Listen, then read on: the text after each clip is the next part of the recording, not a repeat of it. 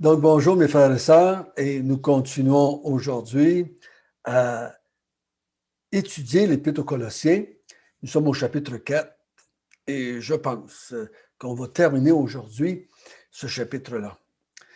Le sujet va être la prière et on va ensemble s'encourager mutuellement à prier.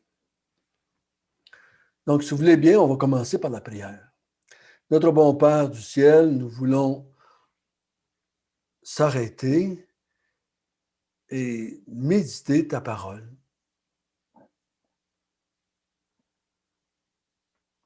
Nous voulons réfléchir ensemble sur le sujet de la prière, ce privilège que nous avons de te parler, de s'adresser à toi. Et on le fait par la foi, croyant que celui qui nous a créés êtres physiques et spirituels, nous a donné la capacité de s'adresser à toi. Et nous te demandons que tu puisses nous diriger dans notre étude ensemble aujourd'hui. Amen. À travers les années, j'ai souvent été demandé soit d'enseigner sur la prière, ou les gens me demandaient qu'est-ce que je pensais de la prière. Il y a des gens qui sont venus me dire que la prière, ça fonctionnait. D'autres m'ont dit que la prière, ça ne fonctionnait pas. Il y a tellement d'arguments pro-prière ou contre la prière. Mais dans le monde évangélique, il y a différentes façons de voir la prière. Et mon intention n'est pas de répondre à toutes les questions aujourd'hui sur la prière, mais du moins d'essayer de voir qu'est-ce que Paul parle quand il va demander à l'Église de prier. Donc, nous allons résumer un petit peu, parce que l'enseignement de Paul sur la prière, je pense, doit refléter ce qui a été dit dans les premiers 3 chapitres. Il ne faudra pas maintenant penser que Paul s'adresse à la prière et il nous dit « priez », puis sans tenir compte de ce qu'il a dit avant. Je crois qu'il faut tenir compte de ce qu'il va dire avant et ça va nous aider à mieux comprendre, je crois, la leçon sur la prière ou ce qu'il veut nous dire sur la prière. L'apôtre Paul s'adresse à une église qui a été commencée il y a des années en arrière et qui vit certains conflits, certaines difficultés, certaines remises en question en ce qui concerne la personne de Jésus. Et c'est pour ça que l'apôtre Paul, au chapitre 1, a commencé en nous parlant de la personne de Jésus. Il nous l'a présenté comme le roi d'un royaume, dans le royaume de la lumière. Il nous l'a présenté comme le créateur du ciel et de la terre, des choses visibles et invisibles. Il nous l'a présenté comme celui en qui subsistent toutes choses. Il nous l'a présenté comme la raison de toutes choses, dans le sens qu'il dit que tout a été créé par lui et pour lui. Et il nous parle du nouveau ciel et nouvelle terre ou du nouveau royaume qu'il est en train d'établir. Et il dit qu'il est la tête ou le chef de ce nouveau peuple. Il en est l'origine ou le commencement. Il en est le premier-né d'entre les morts. Et c'est lui qui a pris dans le monde des gens ennemis de Dieu ou éloignés de Dieu ou pécheurs et qui les a réconciliés avec lui-même pour l'éternité. Au chapitre 2, il nous explique un peu plus c'est quoi la difficulté de l'Église. Il dit, il y en a parmi vous qui veulent vous entraîner loin de l'enseignement apostolique, loin ou changer la personne de Christ ou l'œuvre de Christ. Il dit, ils vont venir auprès de vous avec des visions, avec des enseignements basés sur des traditions humaines, qui vont venir auprès de vous avec des enseignements qui sont basés sur la philosophie ou sur les principes élémentaires de ce monde. Ils vont venir auprès de vous avec des choses basées sur autre chose que Jésus-Christ. L'Évangile, le message de l'Évangile contient un message qui est basé sur la personne de Jésus-Christ, sa nature, en tant que Dieu, en tant qu'homme, et son œuvre. Il dit, faites attention de ne pas vous laisser juger par ces personnes-là sur le manger, sur le boire, sur les fêtes, sur le sabbat, etc. Et il nous a dit au chapitre 3, celui qui est uni avec le Christ cherche les choses d'en haut et renonce aux choses de la terre. Et ensuite de ça, il nous a dit, celui qui est uni au Christ va être aussi uni aux autres personnes qui sont unies aussi au Christ. Nous ne sommes pas seulement individuellement unis à Jésus-Christ, mais nous sommes interreliés ensemble à Jésus-Christ. Nous ne sommes pas seulement des êtres individuellement reliés à Dieu ou à Jésus-Christ, mais on est comme un corps interreliés les uns aux autres avec la tête. On a vu ça ensemble, autant dans le milieu ecclésiastique que dans le milieu domestique. Maintenant, il va venir au chapitre 4, il va commencer au verset 2 à parler de la prière. Et nous allons lire ensemble, si vous voulez bien, le verset 2 jusqu'au verset 6. Persévérez dans la prière, veillez-y avec action de grâce. Priez en même temps pour nous, afin que Dieu nous ouvre une porte pour la parole, en sorte que je puisse annoncer le mystère de Christ pour lequel je suis dans les chaînes et le faire connaître comme je dois en parler. Conduisez-vous avec sagesse envers ceux du dehors et rachetez le temps. Que votre parole soit toujours accompagnée de grâce, assaisonnée de sel, afin que vous sachiez comment il faut répondre à chacun. La prière va être influencée par deux choses. Celui qui prie et celui qui est prié. N'est-ce pas? Moi qui prie et la personne à qui je prie va faire la différence dans ma vie de prière. Je dis souvent, ma prière va évoluer à la même vitesse, à la même dimension que ma compréhension de la personne de Dieu et de son œuvre avec l'humanité. Si je comprends mal Dieu, ma vie de prière va en être affectée. Si je comprends mal qui je suis, ma vie de prière va être aussi affectée. Qui je suis en tant que non-croyant et qui je suis en tant que croyant. Ça va influencer ma vie de prière. Souvent, on se pose la question, qu'est-ce qu'on peut demander, qu'est-ce qu'on ne peut pas demander? Et pour moi, c'est secondaire. Si je connais bien la personne à qui je m'adresse, ça va influencer mes requêtes, mes remerciements, mes actions de grâce.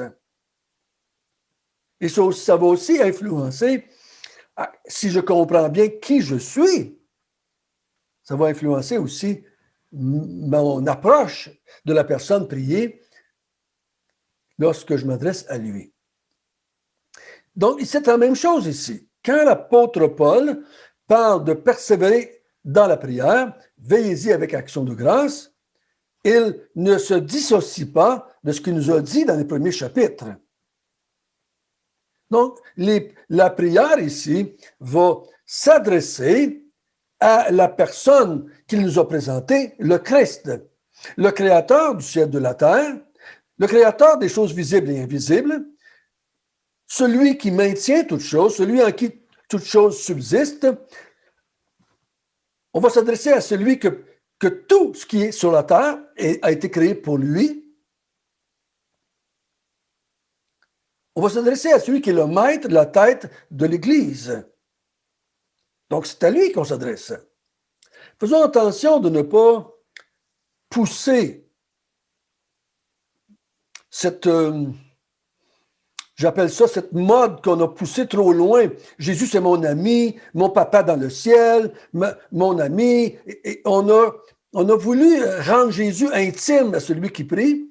Et des fois, je pense qu'on perd de vue que celui à qui on s'adresse est le Créateur du ciel et de la terre, celui qui connaît tout, celui qui sait tout, celui qui peut tout. C'est celui qui a racheté un peuple pour en faire ses serviteurs et ses servantes. Je ne m'adresse pas à un employé comme à un copropriétaire.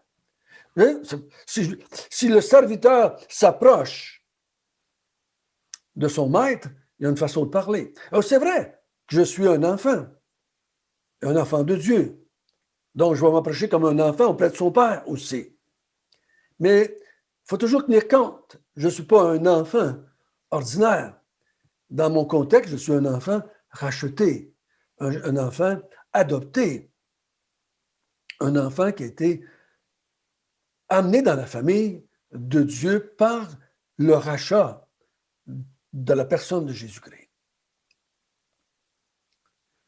Donc, quand l'apôtre Paul va parler, c'est de prier ou persévérer dans la prière, il dit persévérer à prier le même personnage qu'on vous a présenté.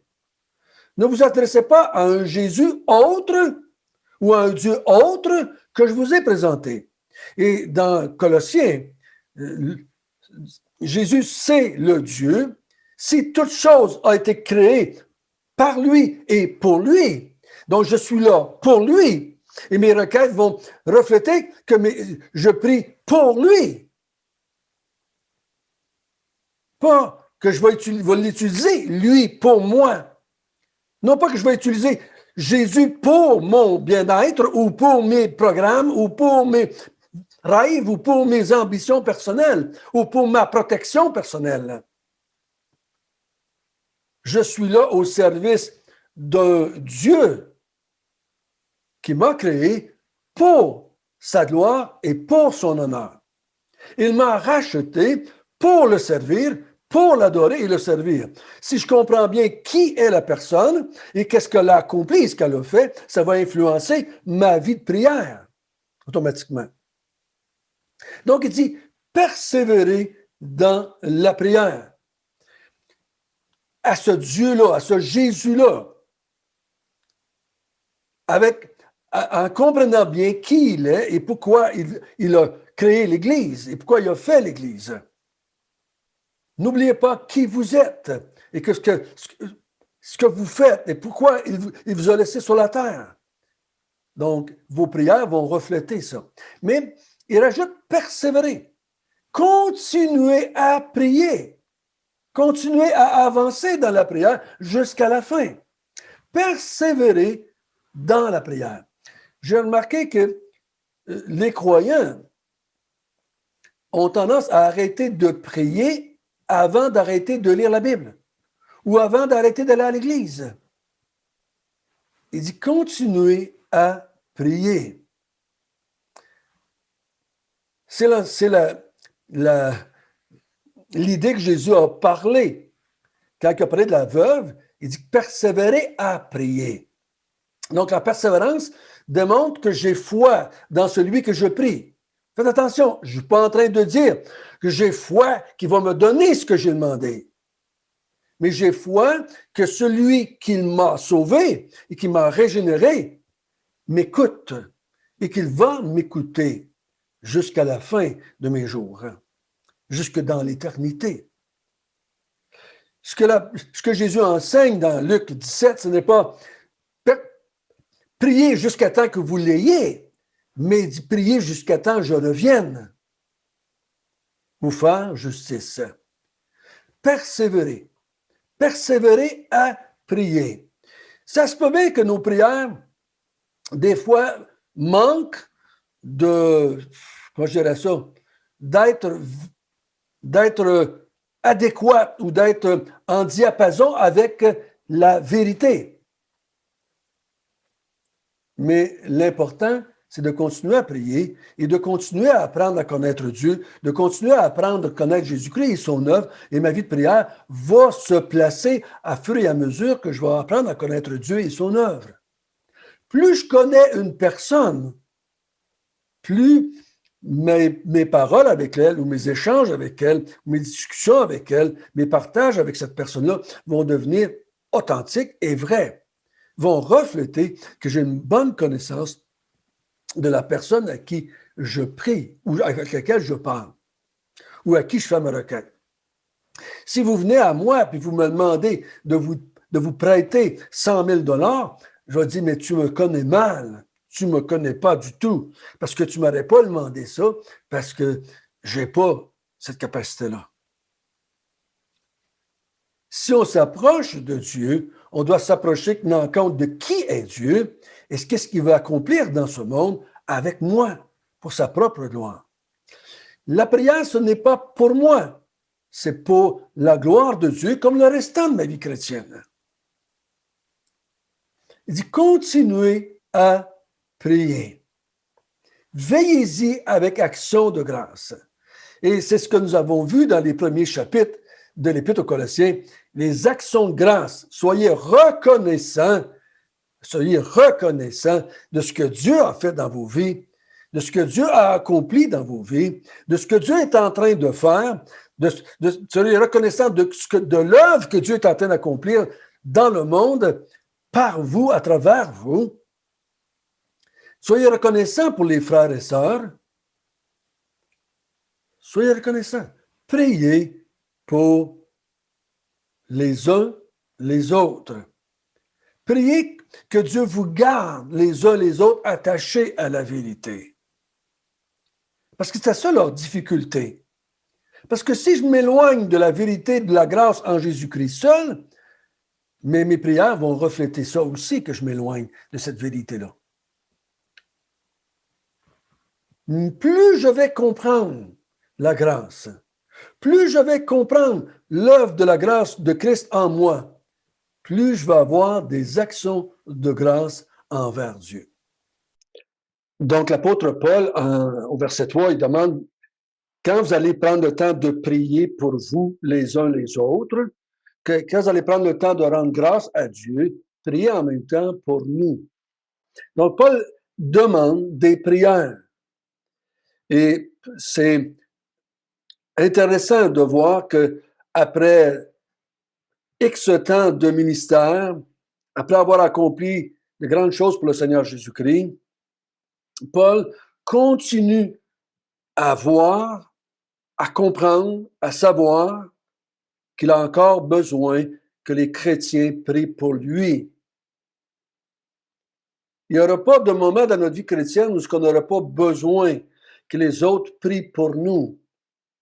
Mais on ne pourra pas prier vraiment pour les autres, à moins qu'on soit des fervents prieurs, j'invente le mot, là, ou si on ne prie pas de façon continue, avec persévérance pour nous-mêmes, pour les uns et les autres avec lesquels on vit, donc les gens qui sont proches. Ça me surprendrait qu'on prie pour les gens qui sont loin. Paul dit, priez aussi pour nous. Mais si on va prier pour Paul, ça va démontrer jusqu'à un certain point que nous sommes attachés à l'enseignement de Paul. Pas juste à l'individu, mais à la personne qui nous a enseigné les Écritures et qu'on prie pour qu'il puisse continuer à enseigner les Écritures. Donc, c'est une façon aussi de dire, si vous éloignez de moi et que vous adhérez à un autre enseignement, comme on a vu dans le chapitre 2 et 3, mais vous allez arrêter de prier pour moi. Si vous continuez à prier pour moi, c'est preuve que vous voulez que je continue à enseigner la même chose que je vous ai enseigné. C'est la même vérité que dans Galates 6, où est-ce qu'il dit, si vous voulez que je continue à enseigner l'évangile qui annonce la justification par la foi seule, vous allez donner des argents à ceux qui annoncent l'évangile comme cela. Vous n'allez pas donner vos argents à quelqu'un qui enseigne contraire à l'enseignement de Jésus. C'est la même chose ici. Si je prie pour que le pape soit fonctionnel, ben ça veut dire que j'ai à cœur qu'il fasse son travail. Et là, c'est en train de dire quelque chose que je favorise l'enseignement du pape. Mais si je prie pour les personnes qui m'enseignent, c'est parce que je suis d'accord, en général du moins, avec ce qu'ils enseignent. Mais l'apôtre Paul, il va dire, il dit, priez pour nous. Le mot nous, là, qui ça comporte, ça? Le nous, l'autre, c'est les vous, hein, les uns les autres à Colosse, mais pour nous, il va les nommer aussi un peu plus bas. C'est pour ça que je crois qu'il y a un lien avec le verset 17, le verset 7 et les suivants. Comment est-ce que je vais prier pour Paul et comment je vais prier pour ceux qui sont avec Paul sans savoir ce qu'ils vivent? Je me souviens à un moment donné qu'on priait pour des missionnaires qui étaient dans un certain pays. Et la première chose que j'ai su, ça faisait déjà quelques années qu'ils étaient partis de ce pays-là et qu'ils étaient revenus au Canada. J'avais manqué de sagesse de me tenir au courant de ce qu'ils vivaient pour savoir, en fait, de prier intelligemment. Donc, on va revenir au nous, au verset 7 et les suivants, 7 à 11. Mais il dit, priez pour nous. Il dit, afin que nous, donc le nous est encore là, afin que Dieu nous ouvre une porte pour la parole, en sorte que nous puissions annoncer le mystère de Christ pour lequel je suis dans les chaînes et le faire connaître comme je dois en parler. Comprenez bien ici, l'apôtre Paul est en prison quand il écrit. Et il demande que Dieu ouvre une porte. Est-ce qu'il demande qu'il ouvre une porte pour évangéliser dans la prison où il est, ou les gens avec lesquels sont là? Ou que Dieu nous, c'est les Tychiques, et les Luc, et les Onésime, et les Épaphras, et les Épaphrodite, c'est-tu ces gens-là qui parlent qu'eux autres vont annoncer l'Évangile en dehors? Mais j'aimerais vous faire remarquer quelque chose. Vous n'êtes pas obligé de penser comme moi. Je ne crois pas que Paul, ici, demande, premièrement du moins, qu'il prie que Dieu leur ouvre une porte pour annoncer l'Évangile aux inconvertis. Non. Je crois qu'il prie, il demande des prières afin que lui et sa gang, lui et ses co-ouvriers, lui et ses compagnons d'œuvre puissent annoncer la parole de Dieu dans les églises comme ça doit être fait, comme ça doit être annoncé. Dans l'Épître aux Colossiens, il n'est pas vraiment mentionné par l'apôtre Paul son ministère envers les inconvertis. Mais dans l'Épître aux Colossiens, c'est que Paul œuvre en prison et il va atteindre les églises par les gens avec lesquels il travaille, par les Tychiques, par les Onésimes, par les Archippes, par les Épaphras, par les Épaphrodite. Il va amener l'Évangile dans les églises pour maintenir les églises dans la vérité. C'est ça qui est notre thème depuis le chapitre 1. Le grand défi de l'Église, c'est de maintenir la vérité, maintenir le cap sur l'enseignement apostolique, sur l'enseignement de Jésus-Christ.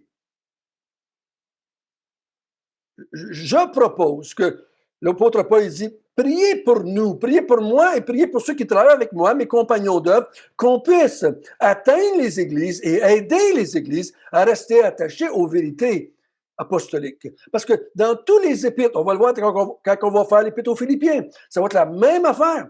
Il y a encore une fois des troubles dans l'Église, des difficultés dans l'Église à maintenir la vérité. Donc, il dit, priez pour moi, parce que je forme des hommes et je les envoie dans les différentes églises pour aider les églises à rester attachées aux vérités bibliques. Parce que pour moi, personnellement, je crois, quand l'Église reste attachée aux enseignements apostoliques et qu'il les pratique dans l'Église, L'évangélisation, ça va se faire naturellement. C'est pour ça qu'on a très peu d'enseignements sur l'évangélisation dans les épîtres.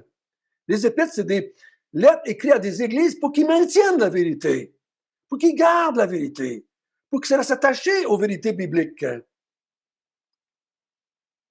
Donc, je crois que c'est ça dont il parle ici. Si je ne le prie pas pour moi, Seigneur, aide-moi à garder, à rester attaché aux enseignements apostoliques, aide-moi à rester attaché aux enseignements bibliques, aide-moi à dire non à la chair et à dire oui aux Écritures. Et je te prie que Paul, malgré ses difficultés, malgré les prisons, malgré les rejets, malgré les combats, malgré l'opposition, partout, contre l'enseignement de la grâce dans les églises, on en a parlé, les églises sont toujours en combat, à savoir, entre les Juifs, entre les Grecs, entre les Romains, entre les esclaves, entre les libres, entre les Noirs, entre les Blancs, entre les femmes, entre les hommes. On est toujours en difficulté. Comment on va appliquer l'évangile de la grâce et vivre l'évangile de la grâce dans l'Église? Avec des hommes et des femmes de toutes les races, de toutes les cultures, de toutes les nations, de tous les statuts sociaux. Et c'est pour ça que je crois qu'il va dire au verset 5 et 6 que j'attache à cela. Peut-être vous allez dire, mais conduisez-vous avec sagesse envers ceux du dehors, rachetez le temps. Ah là, il parle vraiment de l'évangélisation. Je ne suis pas sûr, frère et sœur. J'ai plutôt l'impression ici que priez pour que vous ayez une bonne conduite envers ceux qui sont en dehors, mais pas en dehors de l'Église, mais en dehors de votre cercle. Ceux qui ne, vous les circoncis, priez que vous ayez une conduite sage avec ceux qui sont les non-circoncis. Priez que vous ayez une conduite sage avec vous autres qui êtes des non-circoncis avec ceux qui sont circoncis. Vous autres qui vous êtes des maîtres, que vous soyez sages avec vos esclaves. Et que vous autres, les femmes avec vos maris, les maris avec vos femmes, les parents avec des enfants. On a vu ça au chapitre 3. Il faut rester dans notre contexte. Conduisez-vous avec sagesse envers ceux qui sont en dehors, moi je dirais, de votre petit clan personnel, de votre race, de votre culture, de vos traditions. Que vos paroles soient toujours accompagnées de grâce, assaisonnées de sel, afin que vous sachiez comment il faut répondre à chacun. Oui, c'est vrai. C'est vrai. Mais que je passe avec un inconverti, que je vais parler avec des inconvertis, il faut que je sois sage aussi. Mais je vais vous dire une chose. Si je suis sage avec les gens de différents arrière-plans dans l'Église, je crois que je dois être sage aussi avec les gens qui ont différents arrière-plans en dehors de l'Église. J'ai plus besoin de sagesse. J'ai plus besoin de sel et de grâce dans l'Église qu'en dehors de l'Église.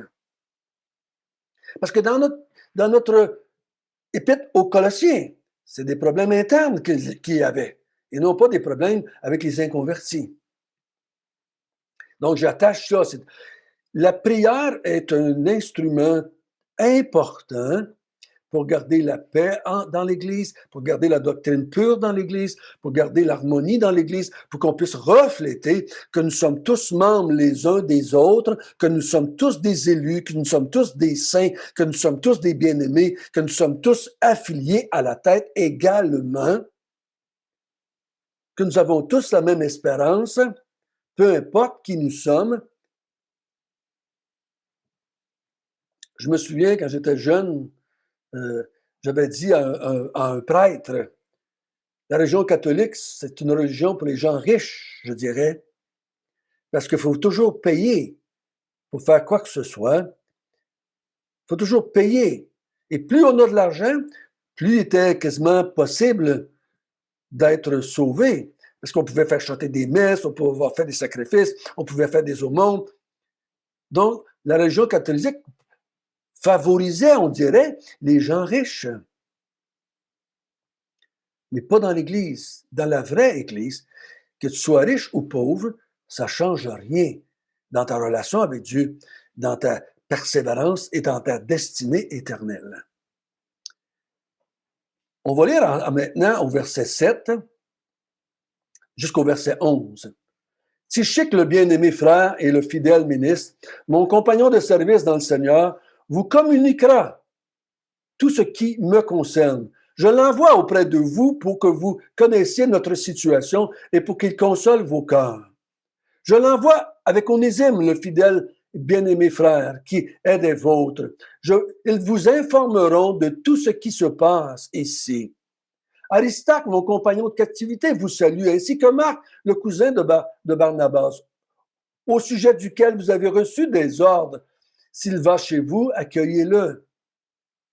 Jésus, appelé Justice, vous salue aussi. Ils sont du même nombre des circoncis.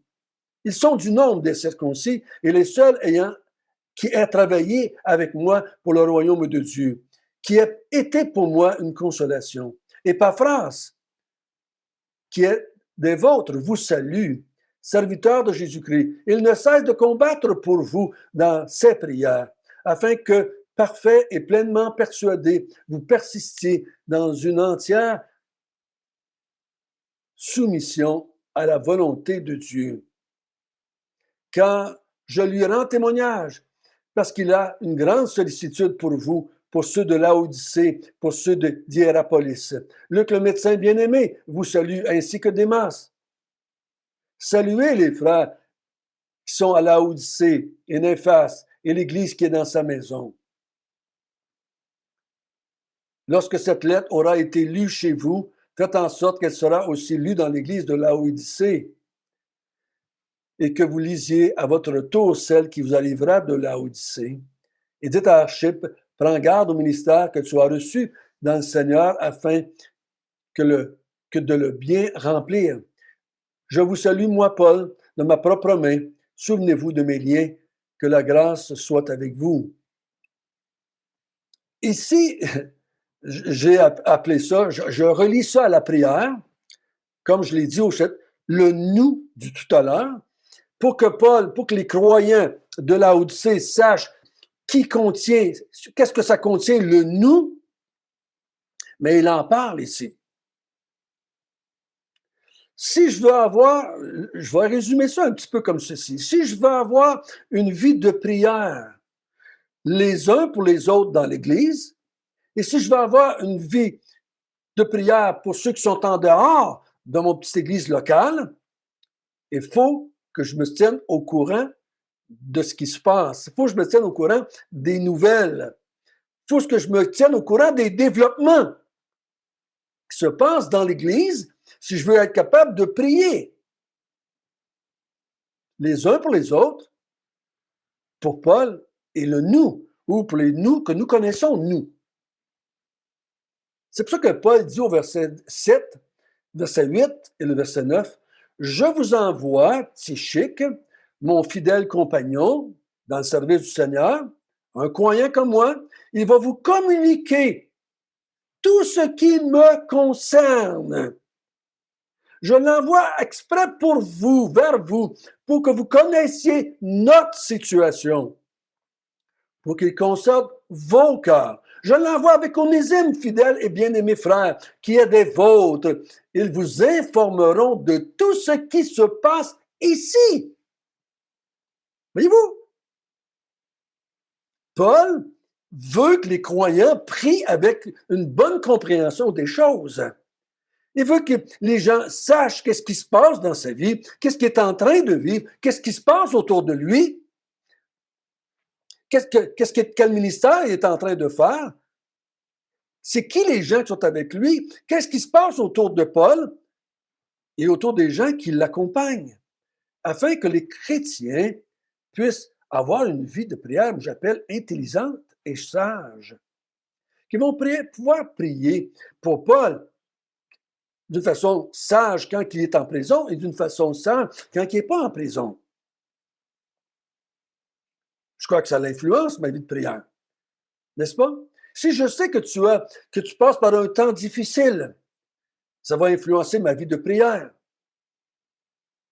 Si je sais que tu es en train de vouloir faire quelque chose dans ta vie et que je vais prier avec sagesse pour ce que tu es en train de faire qui va influencer peut-être une partie de ta vie.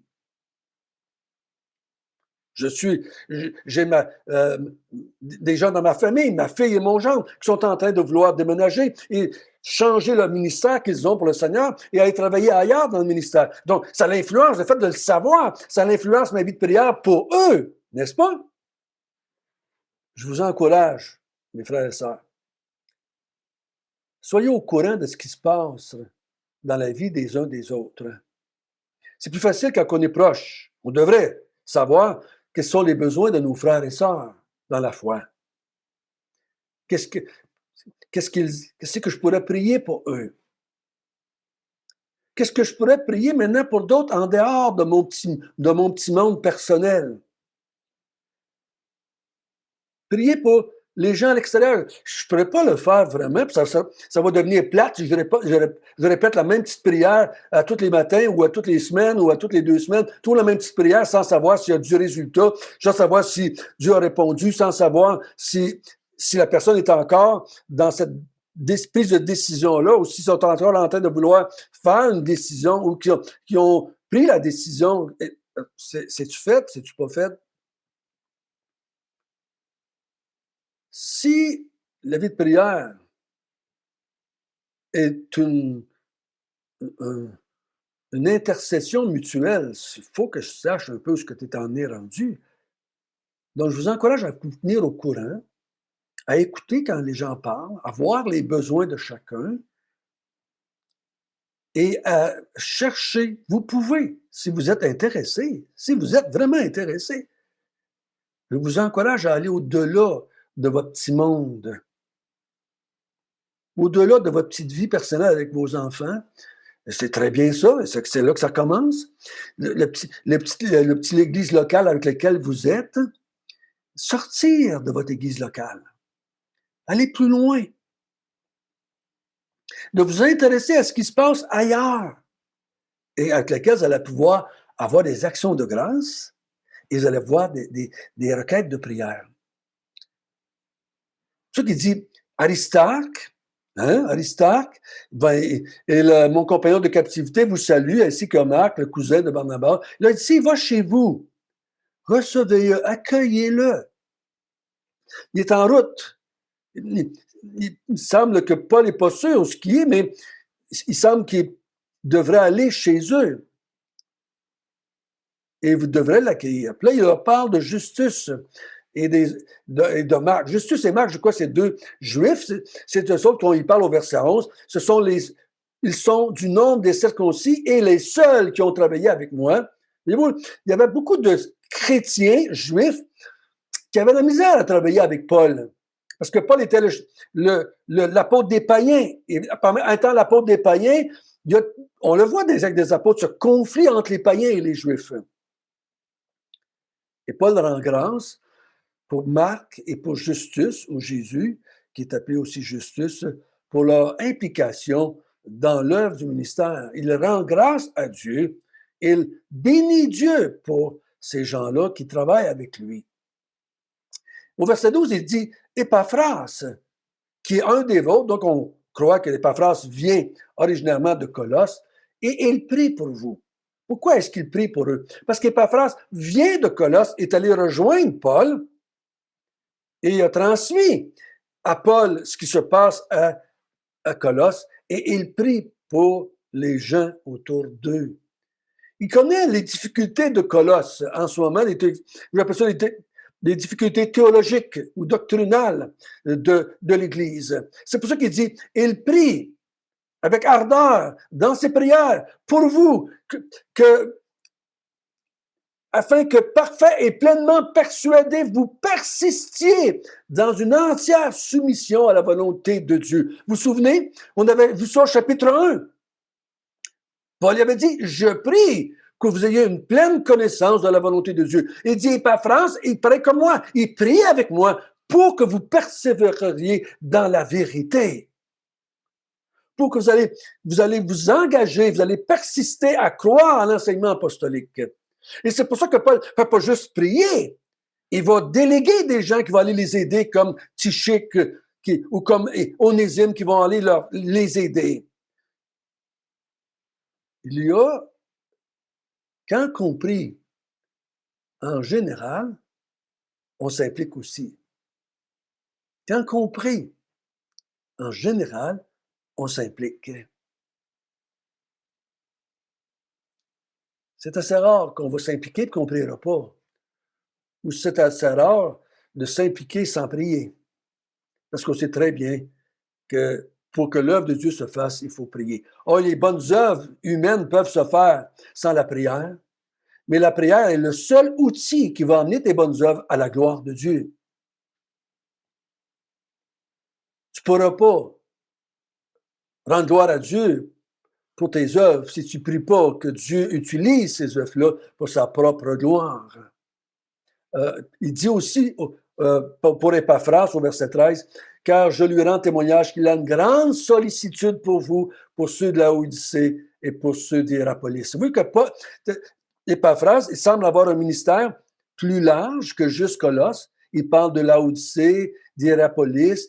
Épaphras a une sollicitude, il a à cœur les frères et sœurs qui sont dans ce coin-là de l'Empire romain. Il sait qu'ils ont besoin d'aide, il sait qu'ils sont en difficulté et il intercède pour eux. Luc fait partie du nous. Donc, on a vu Tychik, on a vu Onésime, Aristarque, on a vu Justus, on a vu Épaphras. Là, maintenant, il y a Luc. Ils font partie du nous. Priez pour nous. Parce qu'on est tous ensemble en train de travailler à répandre la bonne parole de Dieu, le mystère de Jésus-Christ à travers toutes les églises. Au verset 15, Paul demande aux chrétiens de Colosse de déborder aussi de Colosse, puis il dit « Saluez les frères qui sont à Laodicée ». Donc, et Paul encourage les chrétiens de Colosse à avoir des interactions avec les chrétiens de Laodicée et de Nymphas. Et l'Église qui est dans sa maison, il dit intéressez-vous. Intéressez-vous et saluez les gens des autres églises autour de vous. Et ça va vous donner des requêtes de prière, ça va vous donner des occasions de louange et d'action de grâce. Plus je m'intéresse à l'œuvre de Dieu, plus je passe du temps à rechercher, à savoir qu'est-ce qui se passe dans la vie des autres croyants autour de moi, dans mon village, dans ma ville, dans ma province, dans mon Canada, dans le monde. Ça va me pousser à prier et ça va me pousser à rendre grâce. Ça va me pousser à m'impliquer dans ces œuvres-là.